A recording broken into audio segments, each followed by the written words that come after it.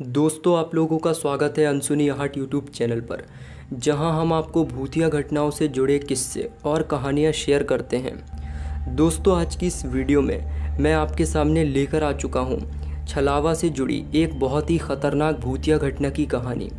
जी हाँ दोस्तों, छलावा जो कि एक ऐसा जीव है जो अपनी मन मर्जी से किसी का भी रूप रख सकता है और किसी को भी अपना शिकार बना सकता है। तो दोस्तों, आइए बढ़ते हैं आज की इस खौफनाक कहानी की ओर। दोस्तों, आज की जो घटना है वो एक रिया नाम की लड़की के साथ घटी थी। दोस्तों, ये बात है आज से करीब 8 साल पहले की, जब रिया ने अपनी पूरी पढ़ाई ख़त्म कर ली थी और अब रिया को एक अच्छी जॉब की तलाश थी जो कि रिया को एक अच्छा पैसा दे सके। दोस्तों, रिया ने कई कंपनियों में अपने इंटरव्यू दिए थे, जिसमें से एक कंपनी से रिया को ज्वाइनिंग लेटर मिल गया। दोस्तों, ज्वाइनिंग लेटर मिलने के बाद रिया और रिया की फैमिली बहुत ज़्यादा खुश हुए। दोस्तों, रिया को जिस कंपनी से ज्वाइनिंग लेटर आया था उसके लिए रिया को अपने शहर से दूर जाना था, मतलब एक दूसरी सिटी में, जहां रिया को अकेले रहकर जॉब करनी थी। दोस्तों, रिया को डर था कि शायद उसकी फैमिली उसको बाहर सिटी में जॉब करने नहीं जाने देगी, लेकिन जब रिया ने ये बात अपनी फैमिली को बताई तो सारे लोगों ने रिया को बाहर जाने की परमिशन दे दी।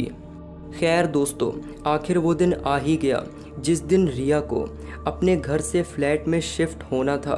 दोस्तों, रिया के पापा रिया को उसके फ्लैट में शिफ्ट कराने के लिए गए हुए थे। वहाँ उन्होंने देखा कि रिया को एक डबल बेडरूम था जिसमें रिया के साथ एक और लड़की थी जिसको उसी में अपना रूम शेयर करना था, और उस दूसरे लड़की के भी पापा आए हुए थे। दोनों के पापा ने आपस में बात की और कहीं ना कहीं उन्हें भी ये ठीक लगा कि चलो दोनों लड़कियां साथ में रहेंगी तो कुछ गलत नहीं होगा, दोनों का मन भी लग जाएगा। दोस्तों, रिया ने उस लड़की से अपना नाम पूछा। दोस्तों, पहले ही दिन दोनों की बहुत सारी तालमेल बन गई, दोनों बढ़िया एक दूसरे के साथ रहने लगे। सुबह ये लोग ऑफिस जाते और शाम को टाइम से अपने घर आ जाया करते थे। दोस्तों, ये बात है एक दिन की, जब प्रिया की तबीयत थोड़ी ख़राब थी तो प्रिया ने ऑफिस से छुट्टी ले ली थी। रिया रोज़ के समय ऑफिस गई थी और ठीक रात को टाइम पर घर वापस आ गई। दोस्तों, जो रिया थी उसको बहुत भूत प्रेतों की बातों से बहुत डर लगता था, और जो प्रिया थी और जो प्रिया थी वो अक्सर अपने गांव के भूत प्रेतों के किस्से सुनाती रहती थी। और आज भी जैसे ही रिया खाना खाने बैठी थी कि तभी प्रिया बोली कि रिया, आज मैं तेरे को अपने गांव की एक छलावे की स्टोरी सुनाऊं क्या। दोस्तों, इस पर रिया तिलमिलाते हुए बोली, यार तेरे से कितनी बार मना करा है, मुझे ये सब मत सुनाया कर, मुझे बहुत डर लगता है। लेकिन दोस्तों, रोज़ की तरह प्रिया उससे बोलती है कि अरे यार बहुत इंटरेस्टिंग स्टोरी है, सुन ले, उसके बाद कुछ बोलियो। दोस्तों, प्रिया स्टोरी शुरू करने ही वाली थी कि तभी रिया के फ़ोन पर उसके पापा का कॉल आता है। दोस्तों, रिया जैसे ही फ़ोन उठाती है उसे पता चलता है कि ये तो फ़ोन उसके पापा का था, और सामने से उसके पापा बोलते हैं कि रिया, तुम्हारी दादी की डेथ हो गई है और तुम्हें रात को ही हमारे घर पे, मतलब अपने घर पे आना होगा।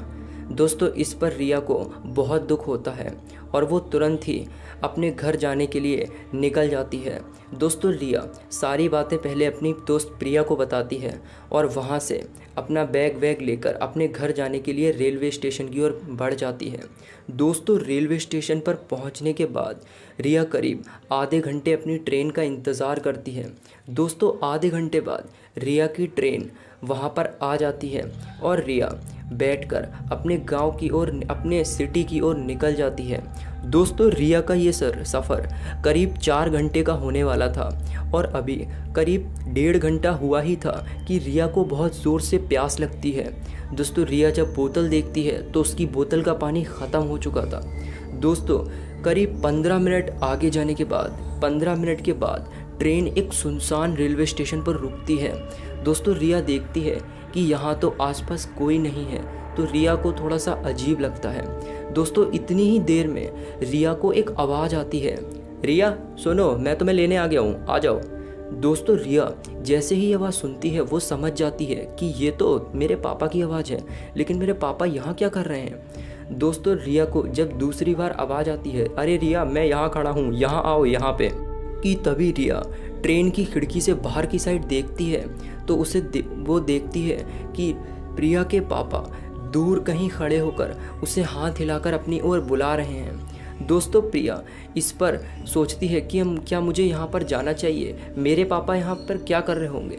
दोस्तों इतनी ही देर में ट्रेन चलने का हॉर्न मार देती है और उधर से वो जो रिया के पापा थे वो रिया को आवाज़ देते हैं, अरे रिया सुनो ना, मैं यहाँ खड़ा हूँ, आओ।